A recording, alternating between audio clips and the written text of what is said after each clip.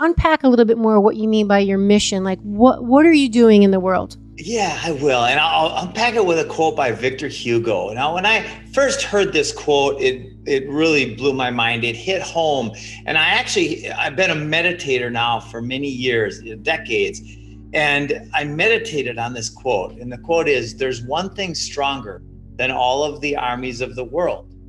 And that is an idea whose time has come. And when we unpack this quote a little bit, it's really mind-blowing. And when I say mind, the mind, for most of us, and for me in the past, and still to this day, but lesser so, is a series of programs that have been put out by an entity called govern, which means to manage or control, and mente, which means mind.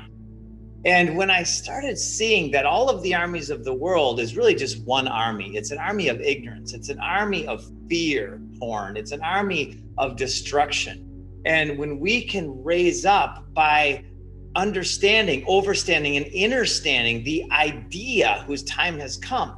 You know, what happens in your head when you get a good idea? The light bulb goes off, the light goes off, the light mind goes off. And what is that? That's a symbol of freedom. Right? The idea whose time has come, and this is where it just gets, is everybody has heard of this idea. Everybody can even describe this idea in glorious detail. And yet we've been programmed to believe that this idea is a utopic fantasy and that it's not possible. The idea, not from a religious perspective, but from a logical perspective, is the Garden of Eden.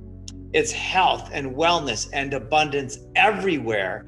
And this is no longer hypothetical.